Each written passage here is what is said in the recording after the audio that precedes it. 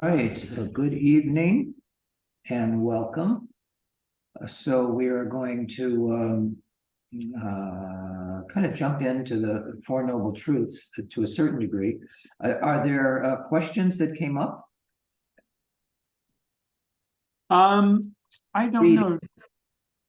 Jackie, did you have any questions about the Four Noble Truths, or as we were studying them? Don't know if I have any specifically off the top of my head. Well, we'll just clarify that a little bit more. It is such an important part of the Buddha Dharma. You know, this is the first teaching of the Buddha. You know, he taught the Four Noble Truths and explained relative and ultimate truth. And these teachings are commonly referred to as Hinayana. So Hinayana is the small vehicle, and it's not meant to be pejorative, as you know, but it has to do with one's motivation. And the motivation is to escape samsara and to attain nirvana, liberation from our suffering. So the first teaching of the Buddha after his enlightenment was to the five yogis, you know, he had previously traveled with prior to continuing on his own. And this is the teaching of the Four Noble Truths, you know, the truth of suffering, the truth of the origin of suffering, the truth of cessation of suffering, and the truth of the path leading to the cessation of suffering, the Noble Eightfold Path. So he presented these truths in, we could say, two sets of two. And if we examine these Four Noble Truths, we find that the first Noble Truth, suffering, is the result caused by the second Noble Truth, the origin of suffering. And the third Noble Truth, the cessation of suffering, is seen as the result of the fourth Noble Truth, the path leading to the cessation. So simply put, we see the Four Noble Truths as causes and results. And the first two truths are causes that result in suffering, and the second two truths are the causes that result in nirvana, enlightenment, and freedom from suffering.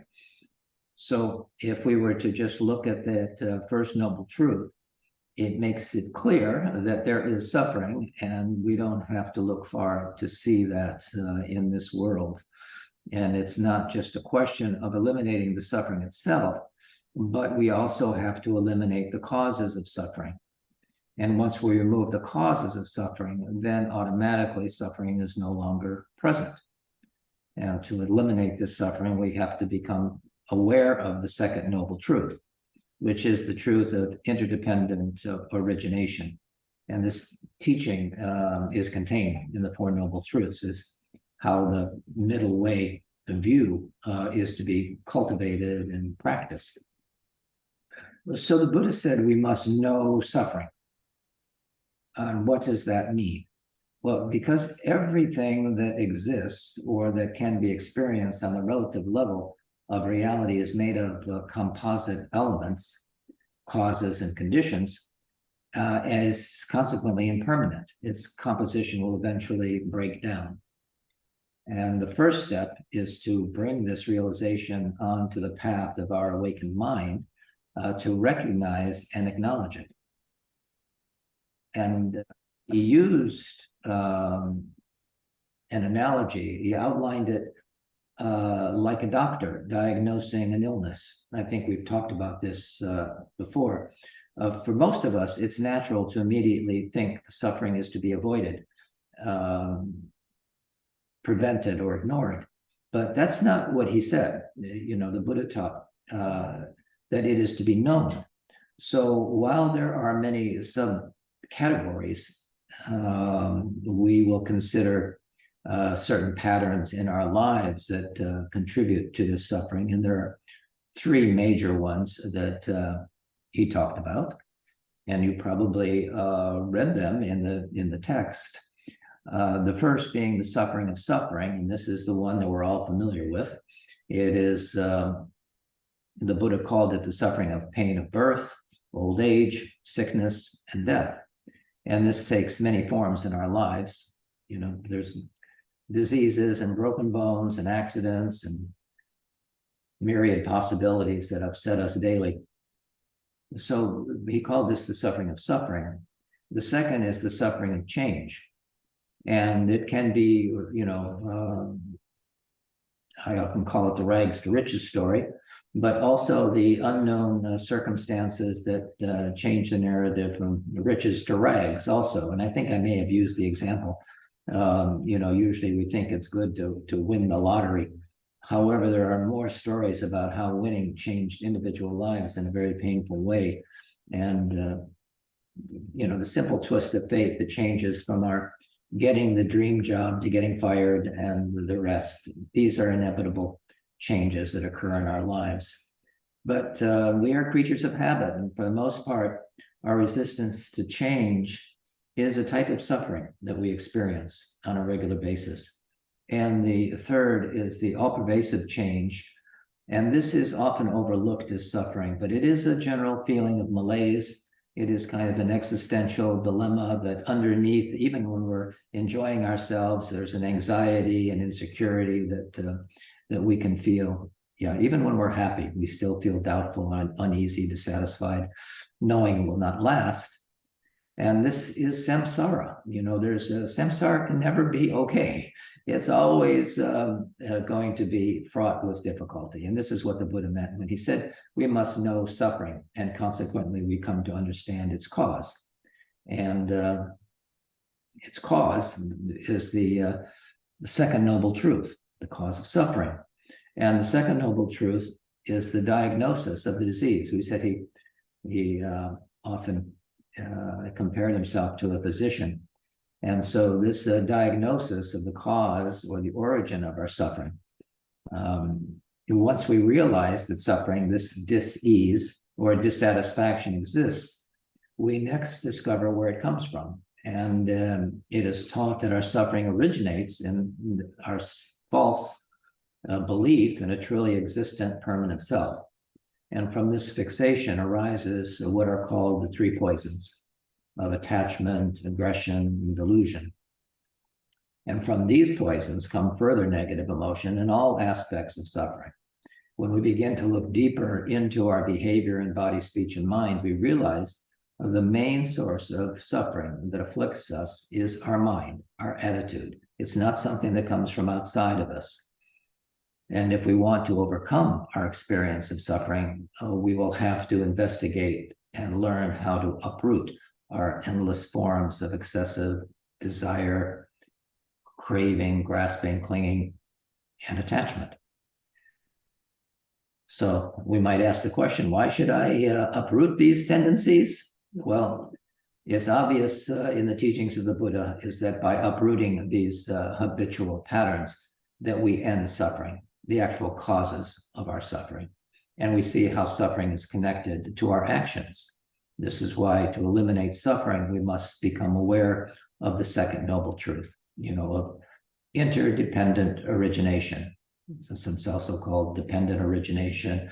But when we speak about an action, we are also speaking about the karmic consequences of that action.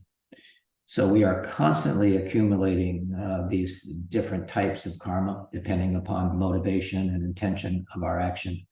It can be negative, it can be positive, it can be neutral. But all the thoughts and actions we engage in will ultimately, inevitably, leave their karmic residue in our mind that is either positive, negative, or neutral, depending upon, again, our motivations and intentions. So, for example, if a thought such as hatred, which has tremendous energy in back of it, and leave a karmic seed in the mind, which will manifest as anger and hatred when the causes and conditions arise. This is as certain as when you plant an acorn, you know, it will result in an oak tree. So when we talk about interdependent origination, we are talking about the root cause of suffering, which is karma and disturbing emotions. You know, we call those kleshas. That is the Sanskrit word. So karma is a Sanskrit word, as you know, meaning activity, and klesha is a Sanskrit word that means mental defilement or mental poison. And those unfamiliar with the Buddhist teachings might again attribute happiness and suffering to some external cause. And they may think happiness and suffering come from something outside of our control. However, what we experience is not dependent on external factors, but on our own self-arisen previous karma. And with this understanding, we can skillfully begin to remove the causes of suffering by our actions. So I think one of the next the chapters in which you're going to read is about morality or ethical conduct and those kinds of things, how we behave. Any questions about anything so far? Not necessarily questions, but I definitely feel like this is very applicable to my week. Yes. Our life, basically, in general. So that's why we call it the Four Noble Truths. That's actually the truths of the noble ones. All those who have achieved a certain level of realization know the truth of suffering. And so there's those are the first two noble truths, but the truth of the third is the truth of cessation of suffering. So Lama, can I ask a question? So when we say no suffering, is that the idea that we understand it, or is it like understand it when we're in it, or or experience suffering?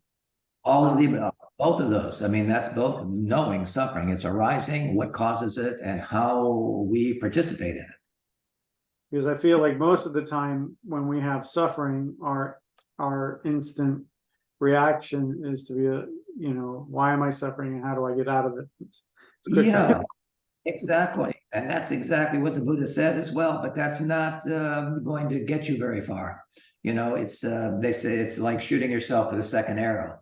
It's also in the sutras, it's described like that. So we may have some suffering, some incident that happens, and then we say, we do, oh, I want to get away from this, or for me, why does this always happen to me? And we just go down that rabbit hole, which just creates more suffering. We don't understand the causes of it, and so it just becomes magnified, intensified, and creates more suffering for us. If we know suffering, we know the situation, we can uproot it, and we don't need to certainly don't need to shoot ourselves with that second arrow. And we can avoid the suffering. We can actually avoid suffering. And that is the truth of the cessation of suffering, the third noble truth. I actually did have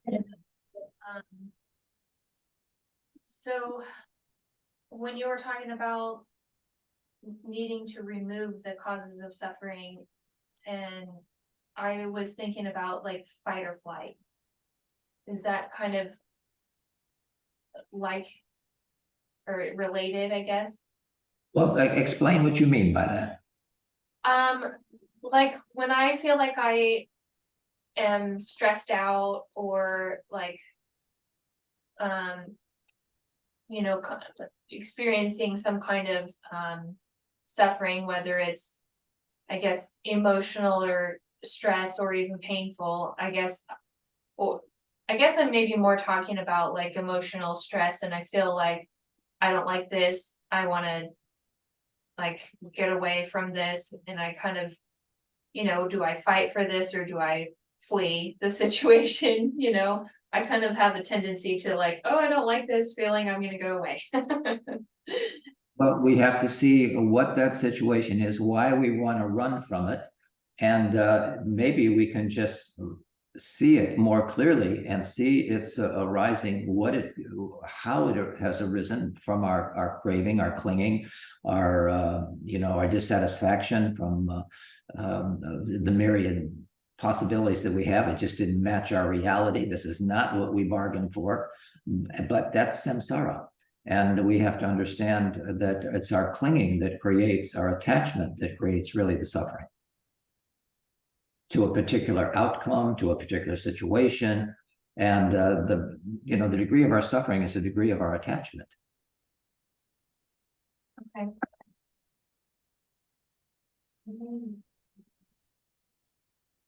So that does bring us to the third noble truth, which is the goal and why the Buddha came to teach.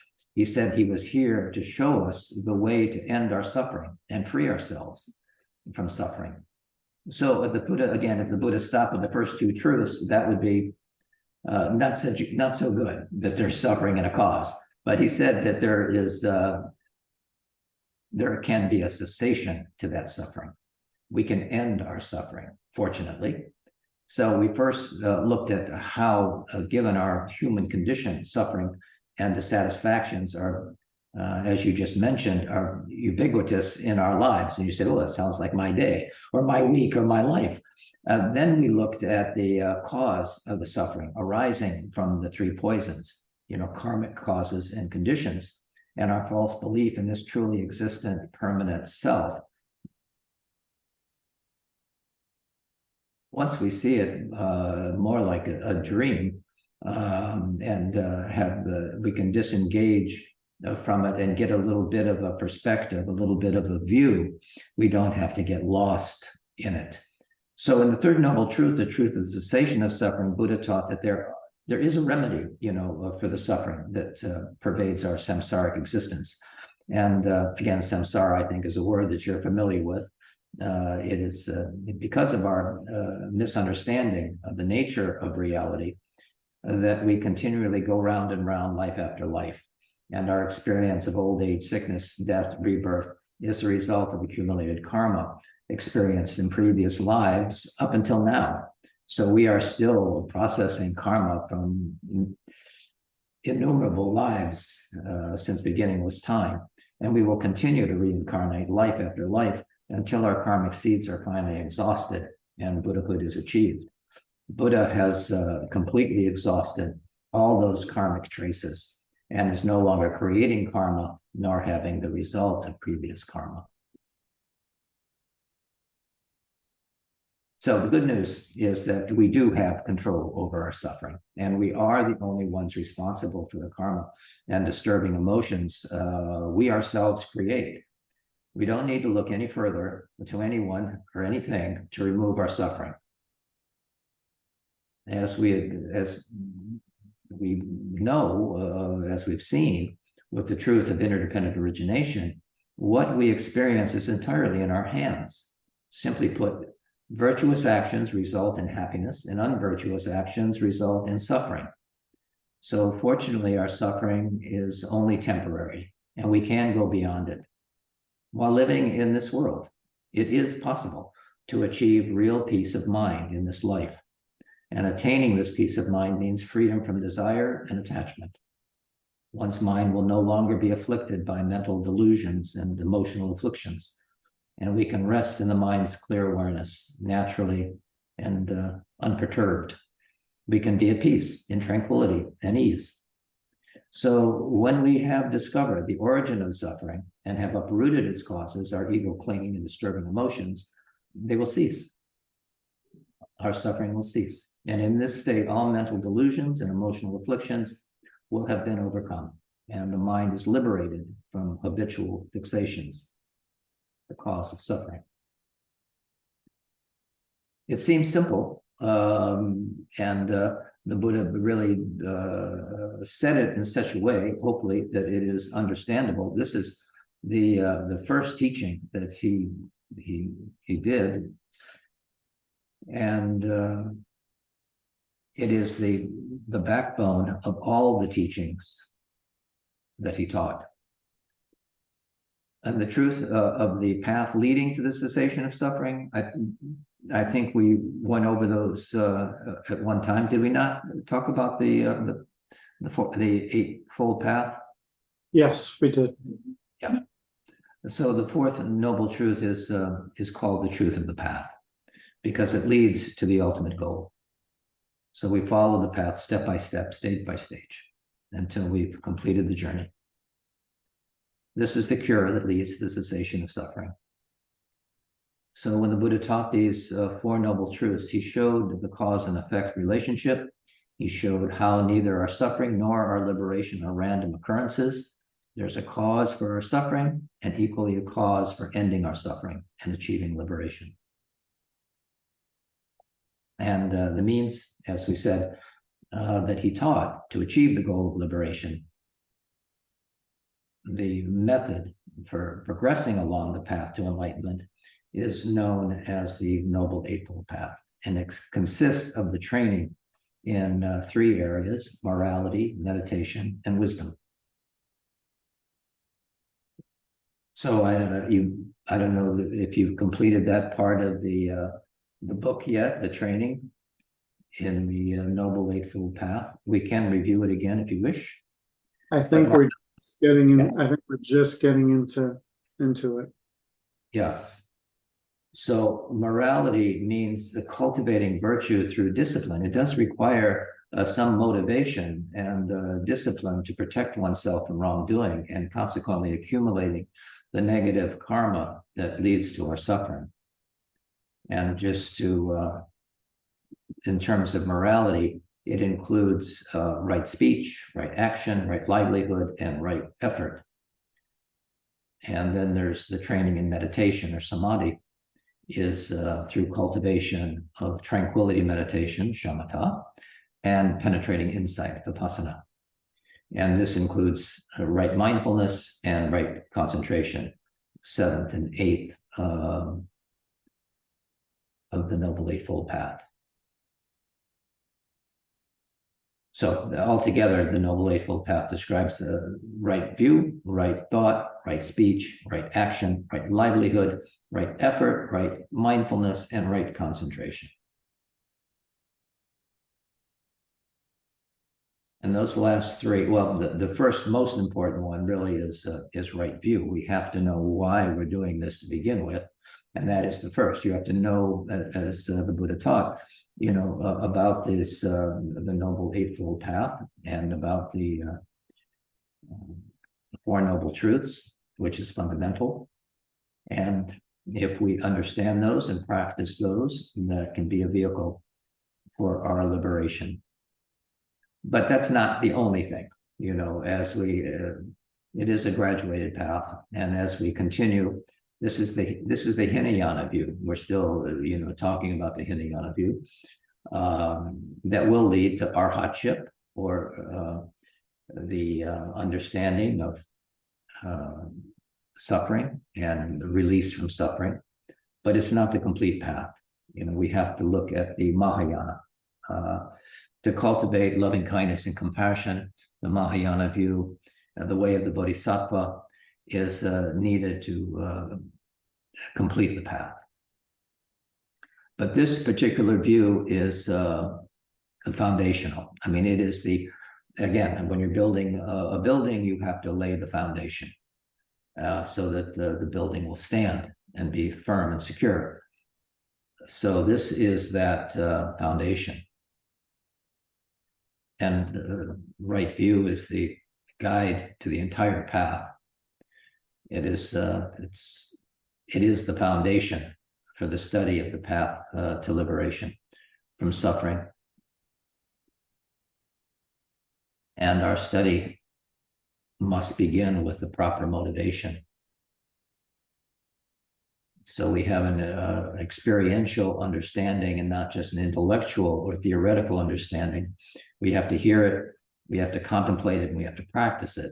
So we accept responsibility for our progress step by step. And in doing so, we take responsibility for our destiny. No one can do this for us. We may not be able to change circumstances in our life, but we can change our responses to them.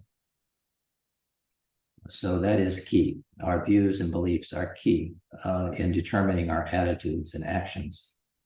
So our views about ourselves and the world shape our perceptions and establish our values.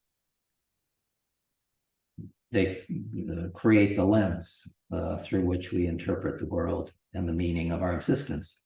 And knowing that everything arises because of causes and conditions enables us to take responsibility for our actions. So we see the right view as the foundation for our spiritual journey and directs our activity in the world.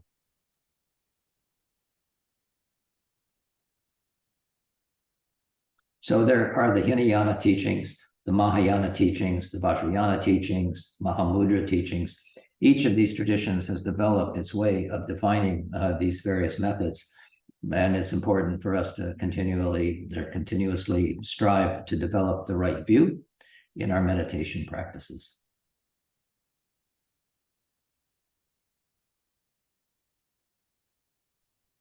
Questions or comments?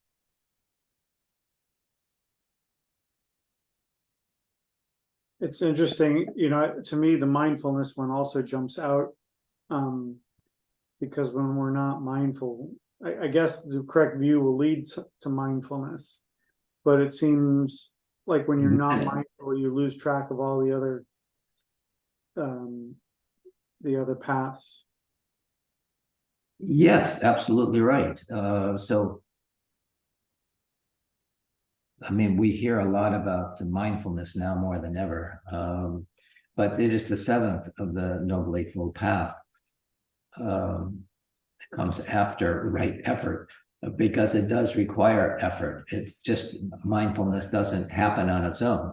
We have to have the right view to understand the importance of having that mindful approach, but which increases our attention to our thoughts, emotions, feelings, speech, behavior. Then we can actually, we don't have to go into our usual knee-jerk response when things happen. And to achieve the superior meditation, we need to practice mindfulness to be able to place the mind so it stays. I often use the example of training a puppy. So just like the puppy, it just wanders off, you sit, stay, and as soon as there is something attractive, it'll run off. So the ability to rest the mind in its natural state of clear awareness is important, and it requires practice, it requires training.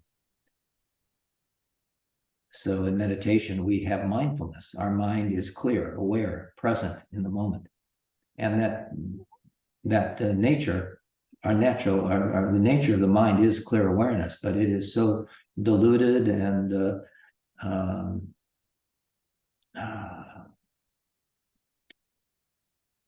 well, we call it the monkey mind for obvious reasons, just like the puppy. So it's also important not to lose, the thread of meditation between meditation sessions and, when off the cushion and on the cushion. It's not just on the cushion that we're mindful and watching our thoughts or our breath or whatever the vehicle is for our cultivating that mindfulness. It needs to be in our daily life so that we are not reactive to situations that occur, and that we can see and practice mindfully. And in so doing, in our meditation, we can let go of our attachments and aversions and not be so quick a knee-jerk response to something that may upset us, but we can create enough space to make a decision on a response that is appropriate to the situation. We learn how to carry the power of our meditation into our daily life. We become more conscious of our experiences and have the capacity to make choices as to how we wish to respond to any situation. So again, our response to situations doesn't need to be our habitual knee-jerk reactions, but a thoughtful, measured response to the current situation. We are no longer reactive. We become truly responsible for our behavior. That's mindfulness. And it's integral to our practice of meditation and facilitates the attainment of mental stability. We train our mind to remain in the present, noting the arising of thoughts as they arise without judgment or interpretation. Mindfulness meditation grounds the mind firmly in the present. Rarely are we in the present. We are frequently reflecting with nostalgia or regret about past, or projecting into the future with some fear or worry. But rarely are we in the perfection of this present moment. We're like time travelers, I say, so we need to be grounded in the present. That's mindfulness. And then as we develop that mindfulness more and more, and the samadhi, or the absorption in that state of concentration that leads to the eighth, which is often called right concentration, and gives us the capacity, or right meditation, gives us the capacity to progress in our meditation practice. And the mind becomes focused and stable. We become less distracted and more able to maintain our attention and awareness steadily for extended periods. Without the other previous steps on the Noble Eightfold Path, right concentration cannot arise. So they all go together and all manifesting, in this concentrated mind. Right concentration is developed by using the two methods, tranquility meditation, shamatha, and insight meditation, vipassana. And they require, preliminary practices such as moral discipline, the guidance of a teacher, and a good environment conducive to meditation. You need to really make sure that you're making the time to tame and train your mind. So that requires, single pointedness of the mind. Like training the puppy. When we say stay, does your mind stay or does it run off? Can we be focused and absorbed in meditation without distraction? That's where meditative concentration, samadhi, comes in. The word samadhi means profound absorption. So to rest in this absorption brings great benefit. It is through this increasing our meditative absorption that leads to wisdom, the fruition of our practice. So that is basically a brief description of the Four Noble Truths from the Buddha's first turning of the wheel of Dharma. All later teachings of the Buddha are based on an understanding of these Four Noble Truths. If you could talk a little bit about the idea of samadhi and what are as practitioners, is this something we should experience in this lifetime, something we'll experience glimpses of during our meditation, something, what the relative view of it and the more absolute view of it? Yeah, so it requires, no matter what you're doing, it requires effort. So you develop meditation, samadhi, through practice. Just like if you're going to be a concert pianist, that doesn't happen overnight. It takes a lot of hours of practice. If you're going to be a surgeon, it takes a lot of hours of study and practice. You name it, whatever it is. Whether it's an apprenticeship to do something, or it's a schooling, or it requires time in the art. Martial arts, we often call Kung Fu time in the art. That's really what it means. So to develop any of these capacities, one has to spend time developing it. So we can do that through our meditation. But often we're like little babies in the beginning. So I often teach meditation is 21 being focused on 21 breaths for 21 days. Can we actually be conscious for 21 breaths in a sitting practice without distraction? So in the beginning, probably not.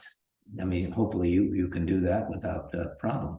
But we want to extend our absorption, our samadhi, in that state. And can you do it? Yes, you can certainly do it in this life.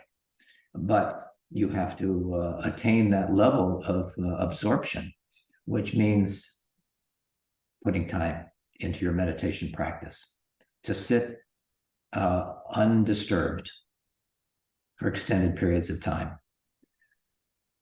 And it may seem boring, it may seem like impossible. Thoughts are coming, thoughts are going. But again, all of these different ways of looking at the mind, we bring everything to the path. So if a thought comes to mind, we're aware of that. And Our Buddha nature is perfect, always with a thought or without a thought.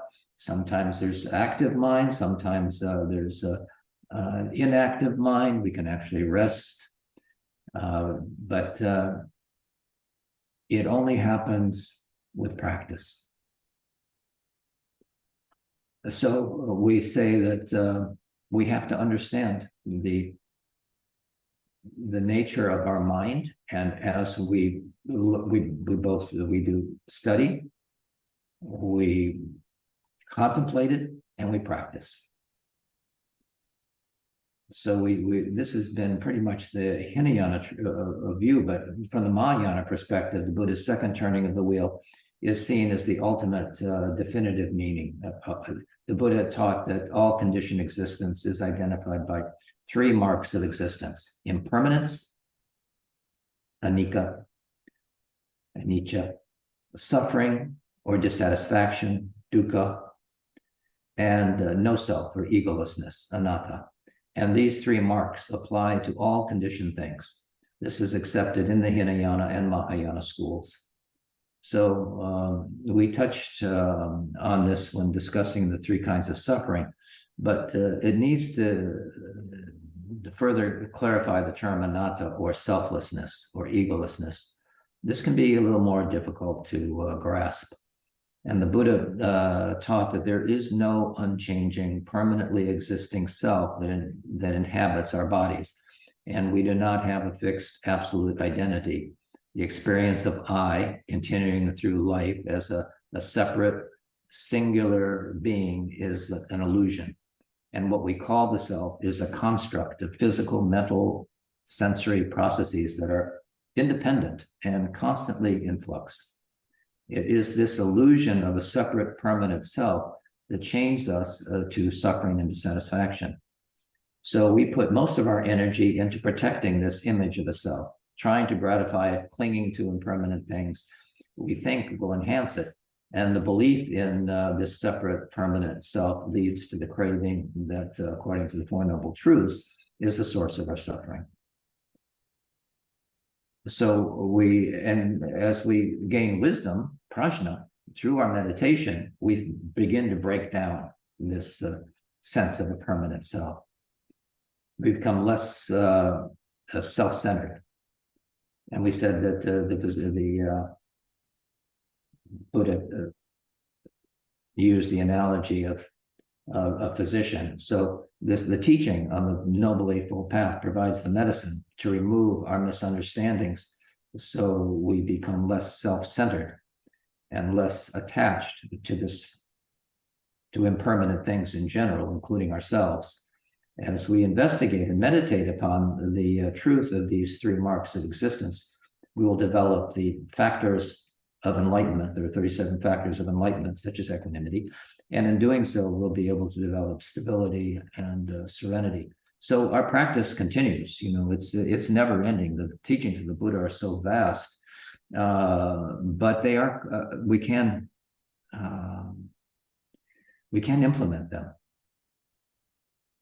But again, in addition to the teachings on emptiness, there is one more thing that the Buddha taught that is in this cycle of teachings, that is in the Mahayana teachings, that is important and that we always emphasize. And he taught the importance of cultivating bodhicitta, usually translated as the mind of enlightenment or awakened heart.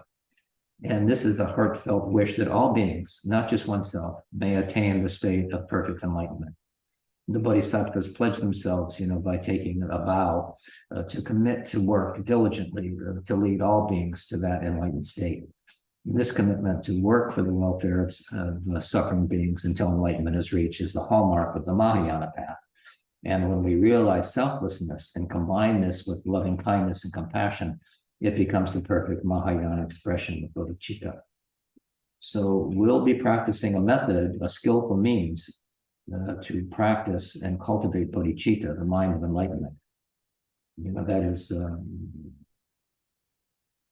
the point in our daily life. And to take the bodhisattva vow is a good thing to do. Just as the refuge vow is the entrance into the Buddha's teaching in general, the Bodhisattva vow is the entrance into the Mahayana path of the Bodhisattva. And all those things, go together. Lama, can you talk a little bit more about what the actual Bodhisattva vow is? It's the dedication to work for the benefit of all beings and to delay your own Buddhahood to that end. So the Bodhisattva says, I will bring all beings, suffering beings, and not leave one behind. And it's a violation of your vow if you feel like, oh, I'm not going to help that person. I don't like what they said about me there, but I don't like the way, whatever the thing is.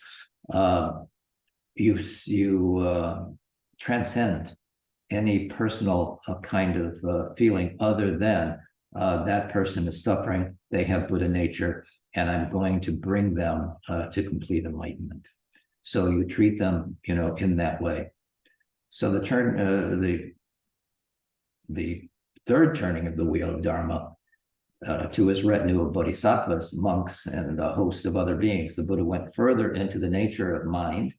And this teaching differs from the sutric approach of the Hinayana and the Mahayana. Actually, it's an expansion of the Mahayana, which is more gradual. The Mahayana is more gradual and takes many lifetimes, while the Vajrayana approach is considered faster and more direct and experiential. It's a direct experience of the nature of your mind.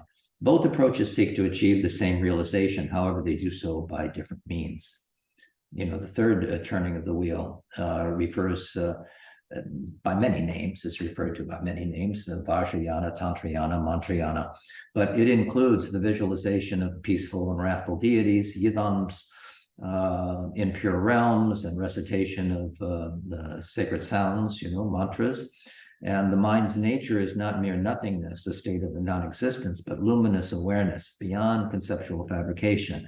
It is the direct experience of the mind's emptiness and lucid clarity, endowed with immeasurable qualities. So the Vajrayana is considered, the ultimate path to liberation. And it is in this third turning of the wheel, the Buddha clarified this nature of mind by introducing Tathagarbha, also called Buddha nature. Tathagarbha. Buddha nature, which is the seed of our realization of Buddhahood. We really have to understand that all beings have Buddha nature. And so the Buddha bodhisattvas understand that. And having Buddha nature, we wish to bring all beings to that realization. The Buddha described this as our fundamental nature that has been primordially and utterly pure from the beginning. It has never changed from beginningless time. And this essence is inconceivably profound, vast, and deathless. And it is taught that this potential seed of enlightenment, our Buddha nature, is hidden, by temporary obscurations. In the same way, we often use the image of the sun, temporarily obscured or concealed by clouds in the sky. This prevents us from directly apprehending it.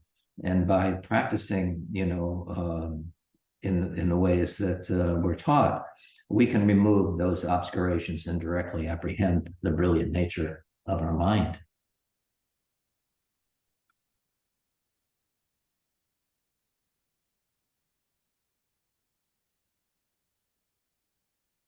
Buddha only really taught one Dharma that people heard in different ways, depending upon their aptitude. And these teachings have been repeated for hundreds of years. There have been many different understandings, and consequently, different schools have developed over 2,600 years. The Hinayana is the foundation for the Mahayana. The Mahayana and Hinayana supports the Vajrayana and is indispensable to it. So, but they do have different methods. They do have different means to attain the goal of Buddhahood, liberation.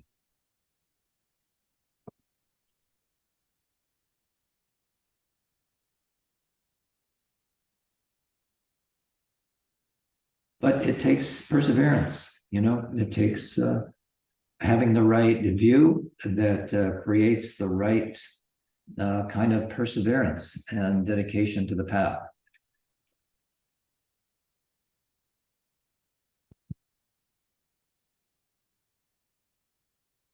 One who has awakened to their nature, their true nature, sees that those who have not recognized this truth will cling and hold fast, to dualistic concepts with fixed ideas. And this misapprehension and wrong view will lead to further suffering for them. So the Bodhisattva, through the force of their strong motivation and love for beings, seeks the happiness of all suffering beings by removing the source of their self-imposed suffering, ego clinging. So the bodhicitta generated by bodhisattvas is directed equally to all beings. The main point is that someone who understands this acts with naturally arising compassion for all beings wandering in samsara. So it's a natural reflection of one's progress on the path. It's a progressive path, but to arising compassion for all beings, not wanting them to suffer.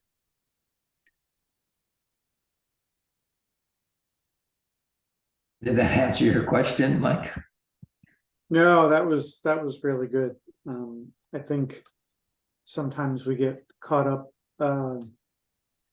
in our own suffering, and we fail to see the tools in front of us that are going to bring benefit to us as part of this path.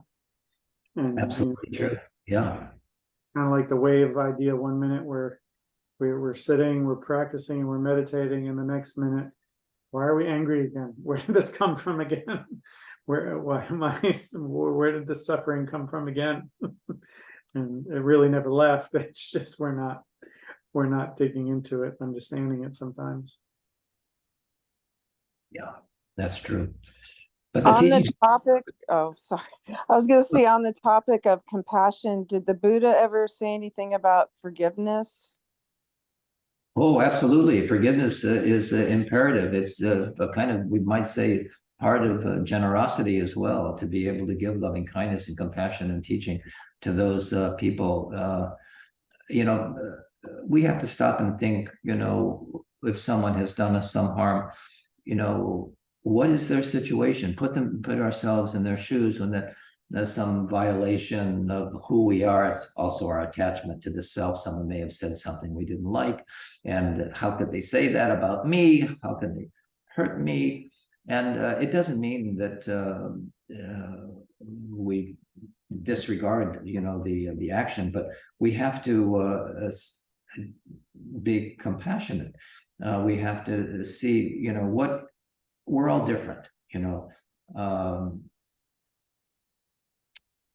There's no one like you in the world, and never will be anyone like you in the world. The causes and condition that came together, our genetic predisposition, our karmic causes and condition, everything is very unique to you. There has never been, never will be someone like you. And that is the same for that person that you dislike or even maybe wish harm to, which that would be a violation of your bodhisattva vow. So forgiveness, you're the one who suffers with forgiveness. With holding a grudge. You suffer from holding that grudge. The other person doesn't know that you're having this anger and resentment and all those things. This is a poison, and it creates a great deal of harm. And, you may go over and over again the situation, and just, again, we said about shooting yourself with the second arrow.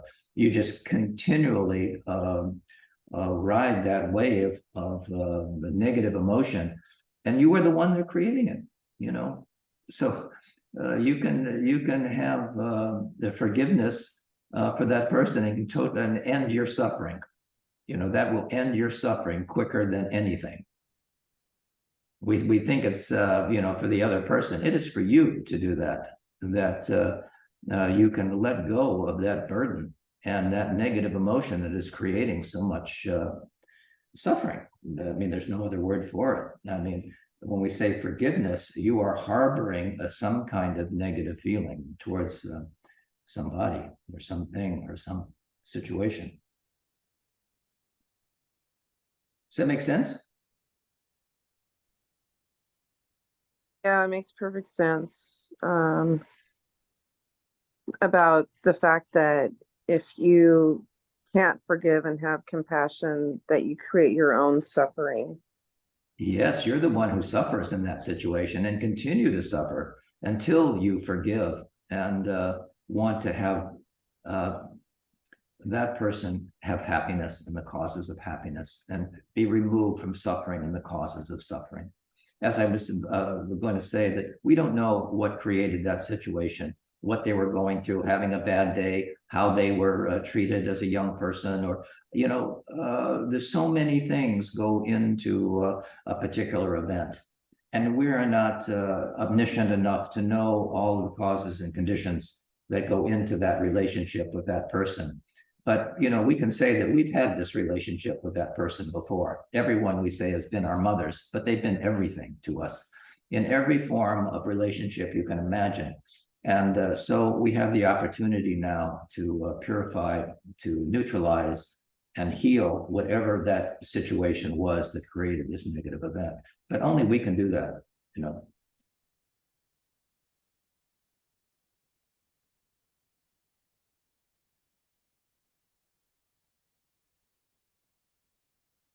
So the teachings of the Buddha, can lead to a happier, richer life. His words are not connected with dogma or academics. They invite us to approach reality as it is and to deepen our experience of being alive. We see the same universal sentiments echoed in many religions, and we are finding these teachings, are still relevant. And in fact, we see many of these teachings resurfacing today among the psychologists and contemporary self-help methodologies based on this realization. And the Buddha cautioned us, not to take these teachings on pure belief, but to put them to the test, practice them, and see if they're true.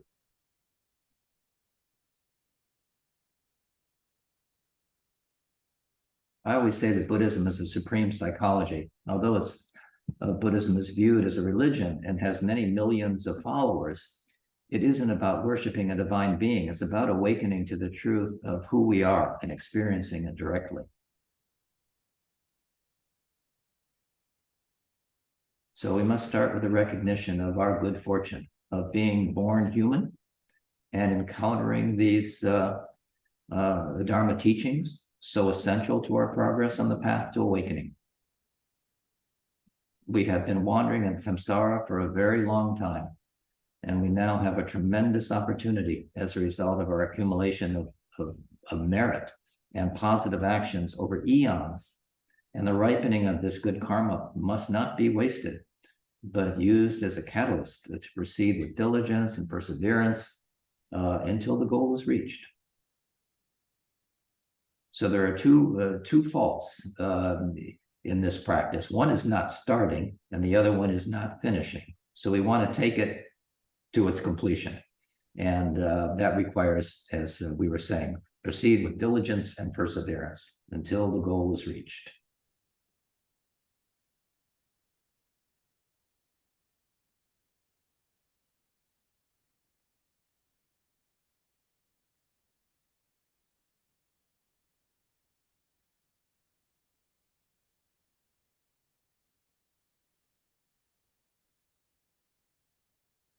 So based on the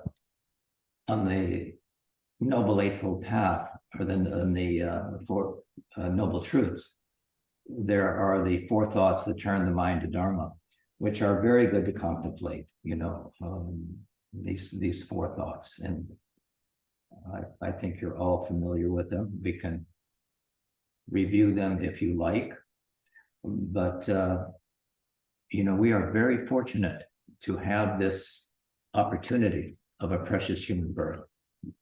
It is said to be very hard to find and very easy to lose. This life is short. At 75, I look back and say, wow, that's really went by fast.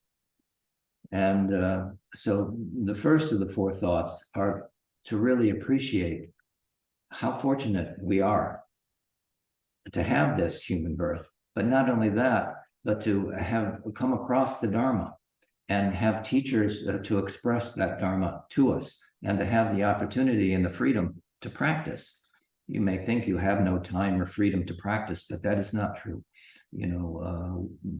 A little less time on your phone, or a little less time in doing certain things and turning your mind towards the Dharma will have tremendous benefits.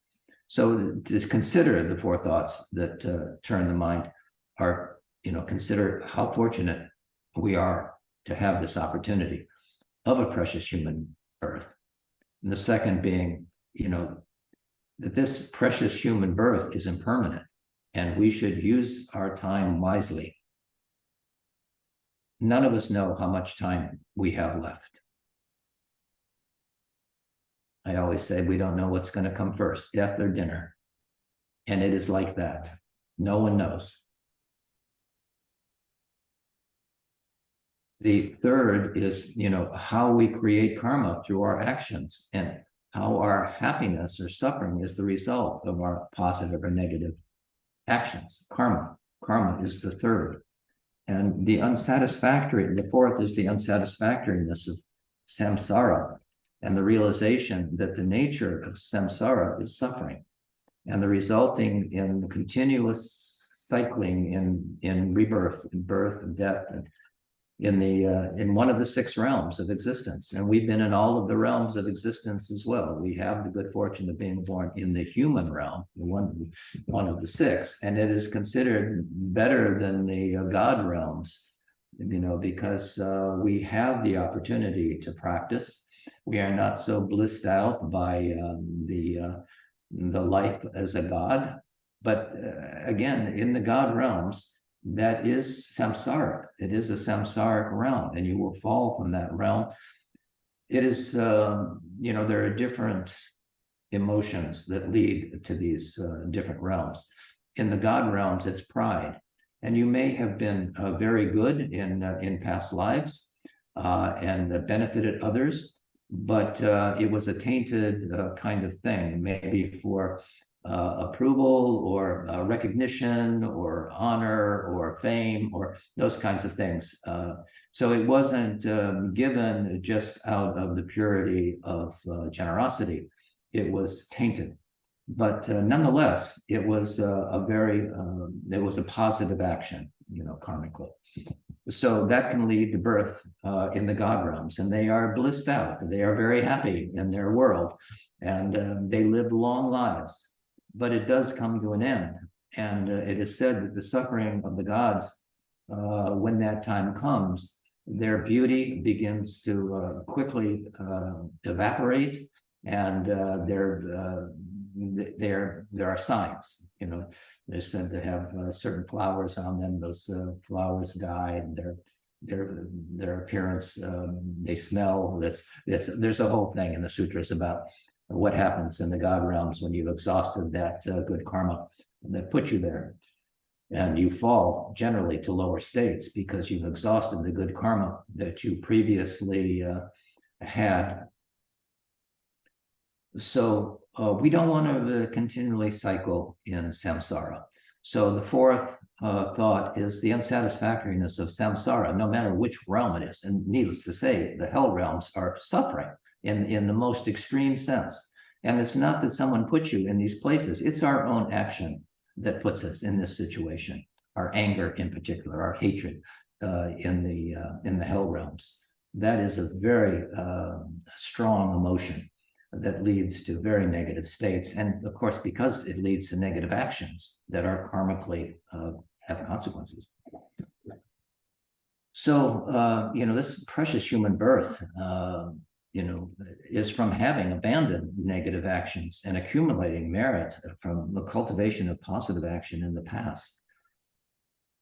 And this precious human birth has everything we need. And we come to understand how difficult it is to get and how easily it is lost. We come to appreciate it, and we don't want to waste it. We are very fortunate to have been born at this time, as I was mentioning, because we have everything that we need. And again, we're not in a war-torn place. There are people who really don't have the same benefits we do in the lifestyle that we have. And these teachings will decline over time. Have the teachings of the Buddha available to us. It is said that the teachings of the Buddha last for about 5,000 years. We have said that it's about the Buddha, the Shakyamuni, the fourth Buddha of this fortunate eon. Will be 1,002 Buddhas of this fortunate eon. Shakyamuni Buddha was the fourth, Maitreya will be the fifth. And it is said that Lion's Roar, Karmapa, will be the sixth. So, but there will be eons of time where there is no teaching, there's no Buddha here. It's a very auspicious situation to be born in a time where the Buddhist teachings are still available. So, yeah, the sutras say that it will not occur for tens of thousands of years following the demise of the Shakyamuni Buddha's teachings, which again, we're about halfway through. But it's up to us. I mean, this is a degenerate time. Things are definitely beginning to decline. But we still have access to those teachings. And this is something that we want to put in our mind stream as strongly as we can. We should consider this gift presented to us as a precious gem, that come to appreciate this opportunity, like being given a wish-fulfilling jewel. It's so difficult to obtain. So we reflect, on the rarity and preciousness of obtaining this precious human birth, endowed with freedom and potential. Highlights the opportunities and favorable conditions that this human life provides. And this didn't happen by accident. Again, it's from your good karma, your merit. It was not an accident, but it's easily lost. And there's no guarantee you're going to find it again unless you have the merit and have accumulated the conditions, causes and conditions. You probably have heard of the teachings of Master Shantideva. He used an analogy for how we can contemplate how difficult obtaining a precious human birth is. And he advised that unless we begin to cultivate mindfulness now and put it into practice, the chances of being born human in the future is like that of a blind sea turtle poking his head through, well, in the sutra it says a yoke, but you can imagine that as a large rubber inner tube that's floating on a vast churning ocean, blown by the wind in all directions. And the likelihood of that blind turtle who surfaces every 100 years poking his head up through the center of that inner tube, that is like our chances of being born human. So we contemplate, this precious opportunity of being born human.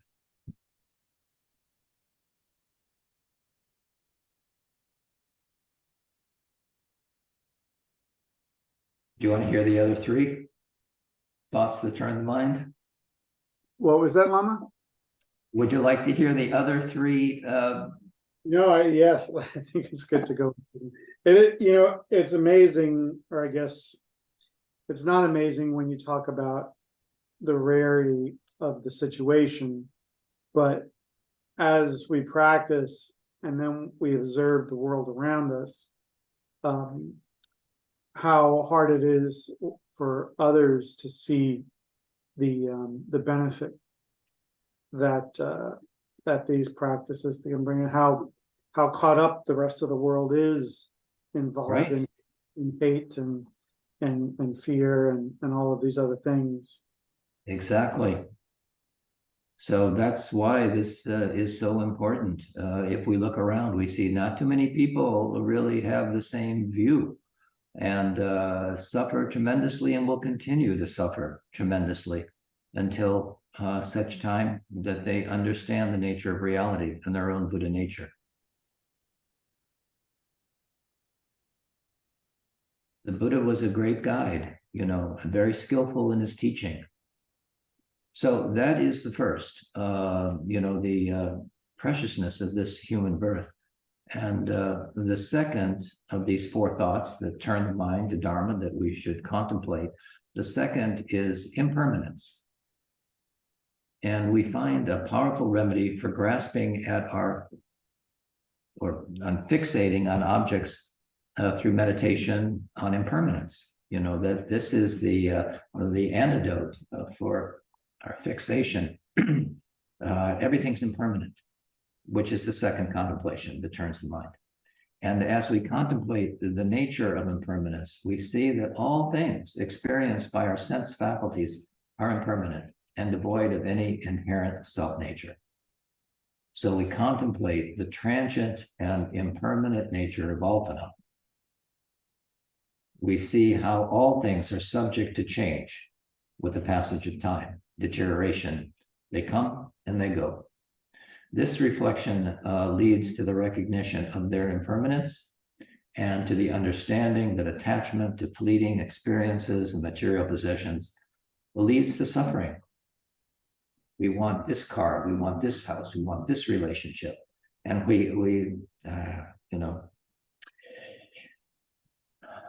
the Buddha said all meeting ends in parting. And in one way or another. I mean, we either leave because we move, or we leave because we die, or they die, or there is nothing that's lasting. We find that the degree of our suffering, again, is the degree of our attachment. And the important thing is to recognize our grasping, because as we come to understand impermanence, grasping is pacified. So that's, if we understand impermanence, it will lessen our hold on grasping for things which are impermanent.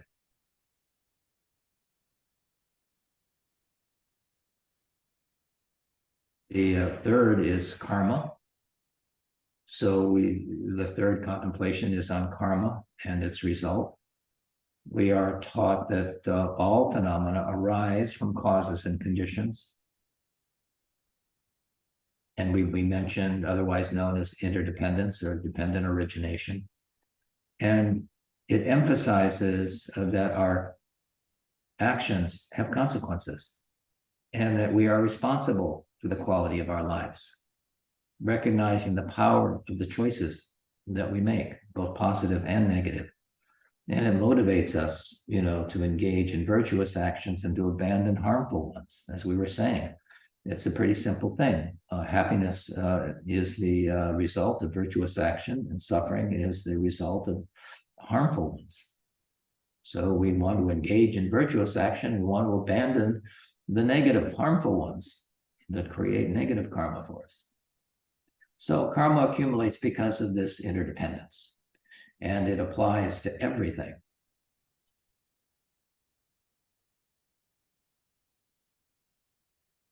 Whether it's our behavior or everything that we see in nature, the seed that grows into the plant.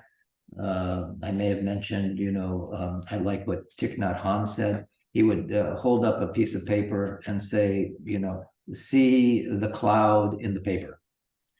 From the cloud, intimating that from the cloud came the rain to nourish the seed, that created the tree, that produced the pulp, that made the paper, that brought to the paper mill, that was made by the people and delivered to the store, and you bought it, and here it is. Interdependence. It just didn't arise. And by this analogy, he also demonstrated the law of interdependence. That's interdependence. The shirt you're wearing and the clothes you're wearing, all those things. Whether it's cotton, the same deal. We could say that for everything. But we have to have eyes to see that. The interdependence, the karma, the illusoriness of it, the impermanence of it. And I often think it's amazing how things even happen the way that they do in our world, I guess focusing on the good things, really, what am I trying to say? I just lost my train of thought. It's like when you see the interdependence of things, it's almost like you recognize the chaos in things, and you see like, wow, it took all of these steps, beforehand to get to this one thing, and one little, accident or something could have thrown that whole thing off trajectory. But there I are don't know if causes that and makes conditions sense, but called accidents, yeah, there are accidents, they can occur. But as you say, there is a momentum, there is a particular situation that causes and conditions, but we can't see them again. They may have, there are so numerous, the whole idea of karma is vast, and to understand karma, only a Buddha really can see, all of the aspects of karma. But he described those things as, this interdependence, demonstrated the law of interdependence.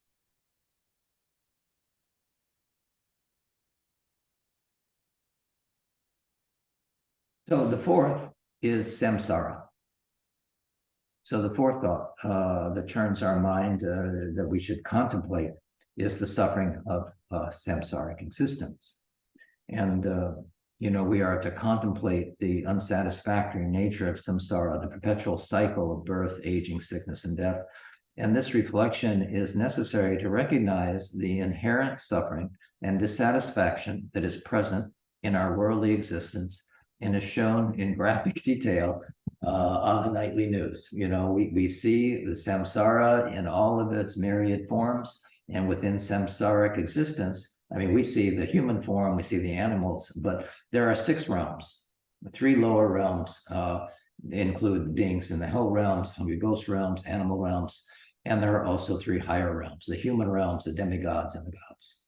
And so when we talk about samsara, we are referring to these 6 realms of existence that we've all spent time in, actually. We've all experienced all of the realms since beginningless time. That's a long time, So we have had some experiences and have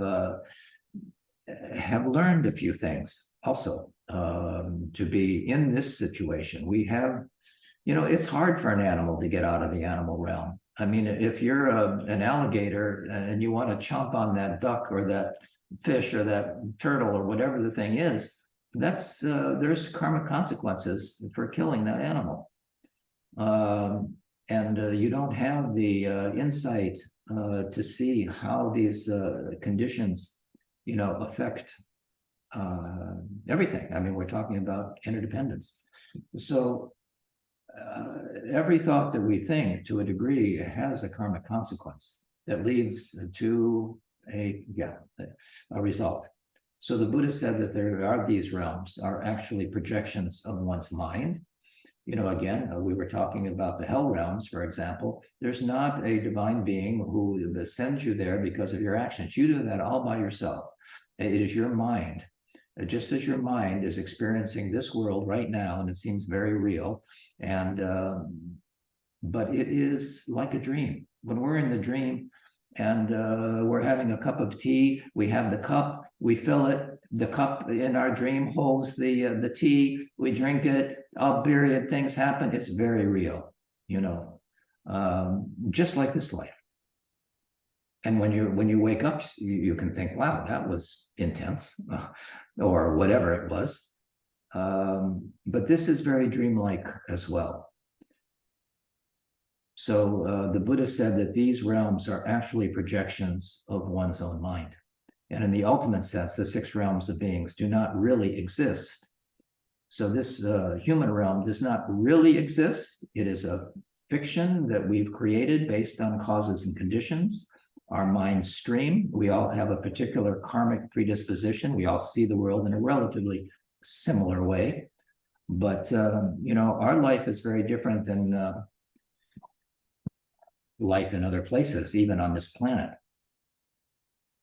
They appear as a result of karmic predispositions of beings and manifest outwardly as the 6 realms of existence, just as we are experiencing this human realm, based on the causes experienced in past lives. This is the fruition of karmic seeds. And understanding the unsatisfactoriness of samsara, we follow the Noble Eightfold Path, the truth that leads to the cessation of suffering and the end of samsara. So these are the 4 thoughts, you know. We contemplate them. This precious human birth. This is a meditation that you can do, and I suggest you do. This precious human birth, impermanence, karma, and samsara.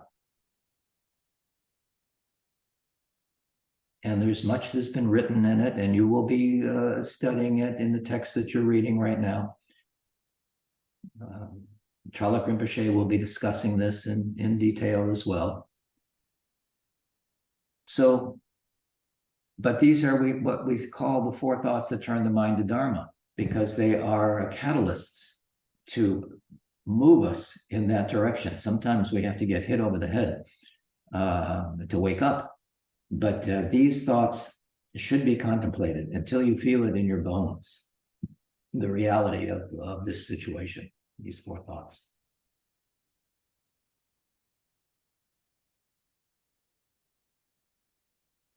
And then, of course, with your daily meditation, to sit and do a shamatha, tranquility meditation, to tame your mind. And we usually use the breath as the vehicle for that. And again, thoughts will come to mind when you're doing your meditation, but you don't follow them. You know, you just recognize it immediately as thinking or feeling or some kind of distraction, and then immediately return to the breath and just ride the wave of the breath. Be relaxed, at ease, no expectations, no judgment about thoughts that come to mind. That's just another thought. So we're releasing the thoughts. We're releasing our habitual patterns. And in the beginning, it's not so easy. You know, we are just bombarded by all those thoughts and feelings and emotions. But we bring it to the path. You know, we rest in it naturally. This is, you know, there's, as I say, the teachings of the Buddha are so vast. You know, we can say that really the essence of following this path is really what we do when we are no longer embodied in this physical form. And we come to the end of this life. Then what? So having stability in our mind, because when we're no longer embodied, and we're in the so-called bardo, there are 4 or 6 or different bardos that are described. We have to know that this is my mind that is going through this, so that we are not subject to all kinds of negative emotions or our projections, so that we are stable and we know now what is the nature of our mind. And we do a yidam practice, you know, and this is the hallmark of the Tantrayana or the Vajrayana, is to see this world as a pure realm, to see ourselves as the deity and everyone else as an expression of our. And when the time comes when we're no longer embodied, which really does have a limiting thing in terms of our senses, we can only hear so much, we can only see so much. When you no longer have this body, it is a very wild world, it is said. So that, you know, you can be, hear sounds, be frightened by images that you produce, but you have to know this is my mind producing this, just like in a dream. So when we talk about lucid dreaming, this is a very good practice to begin right now. So before you go to sleep, you give yourself the suggestion, I will remember my dreams, or when I'm in my dream, I'll know that I'm dreaming. And if you continue to do that, and maybe even go to sleep with saying the Chenrezi's 6-syllable mantra, Om Mani Padme Hum, each of those letters, each of those sounds affects the inner winds of the body, helps pacify and heal those internal winds, and will help with lucid dreaming, actually. So go to bed with that on your mind. Om Mani Padme Hum. Then if you can visualize Chenrezi, that would be good. And if you can imagine that you want to be reborn in Dewa Chin or Sukhavati, the pure land of Amitabha, that's great. This is another skillful means that the Buddha taught. And we have so many valuable tools to choose from, and you will choose based on causes and conditions, those things that you're attracted to. People often say, what yidam should I practice? Should it be Chenrezi? Should it be Tara? Should it be Manjushri? It depends on your nature. But the best choice is the one that you're most attracted to. And that's a whole nother study. That's a whole nother thing where we talk about yidams, but that is a part of the Vajrayana. So we talked about Hinayana, we talked about Mahayana, and that is kind of ending with the Vajrayana. To see this as a pure realm, and to see yourself as a Buddha, and all beings as Buddhas. That is an important realization. And it is, again, a graduated path. But it is a very quick path when you get to that level. You can really purify much karma in that with that mindset. Okay, I think what questions do we have? We pretty much exhausted our time already, and we can dedicate the merit if you like. Really briefly, can you just talk about the KTD curriculum teachings that are going to begin to happen? Oh yeah, in January, we are starting a whole new study. There are many different schools that are teaching Dharma, and we have such wonderful teachers in our Karma Kagyu lineage and associated with KTD. So we are starting in January a 10-week training in basic Buddhism. So you have seen that, I think. Yes. So it is, the 10 sessions are introduction to meditation. Khenpo Tenkyang is going to be doing that one. 3 jewels, Lama Sultram Yeshe, we know him as Lama Yeshe, is going to be doing 3 jewels. The life of the Buddha, the 4 Noble Truths, Yonten Rapji is going to be doing that one. So it's going to start January the 3rd, and it will be a Wednesday evening. I think it's at 8 o'clock our time to 9:30. It's an hour and a half. But you will be getting more information. Hopefully you'll send something out, Mike, about this upcoming teaching. The 4th one is on the 3 vehicles. That's going to be taught by Lama Losang. And the 5th one is understanding lineage. Lama Karma Doodle is going to do that, Lama Karma. The 6th is establishing a daily practice, Lama Tam. Buddha nature, Khenpo Sanjay is going to talk about Buddha nature. Taking refuge, Khenpo Ujin is going to teach that one. Mantra meditation, I think there's a question mark with that one.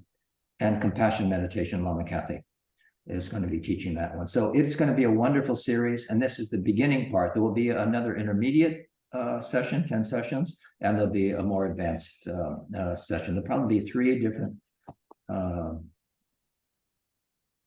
10 sessions over this coming year, starting January the 3rd. And yeah, if you want more information about that, that will be on the KTD website as well.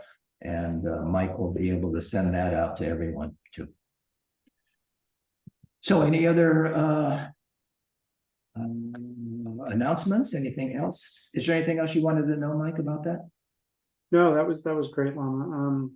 We just have our upcoming first light ceremony, will take place here on Monday, January 1st at 10:30 a.m. Will be our yearly bringing in of the new year, and I'm sure you'll also be Yes, participating. we're doing that. I think we're going to do it at 9.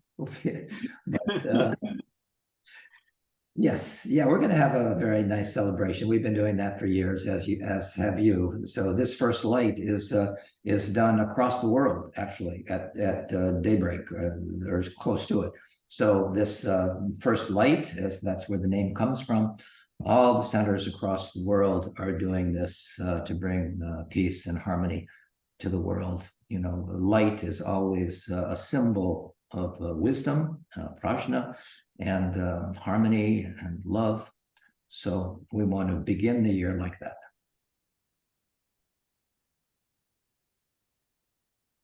That 10 week session thing, is that only in person or can you do Zoom with that? No, it's going to be Zoom. It's all going to Oh, be Zoom. Yeah. great. It's all, yeah. Right. Yeah, good question. It will be Zoom and available to everybody everywhere. I think they're, you know, I'm doing one right now on Wednesdays at that time. It's not an ideal time at 8 to 9:30, but it is how it's arranged because there's a lot of people across the country and in California and other places. So in order to make it available to as many people as possible, we're kind of on the late end of that. But please join us if you possibly can. I think you'll find it helpful. All right, so we will dedicate the merit.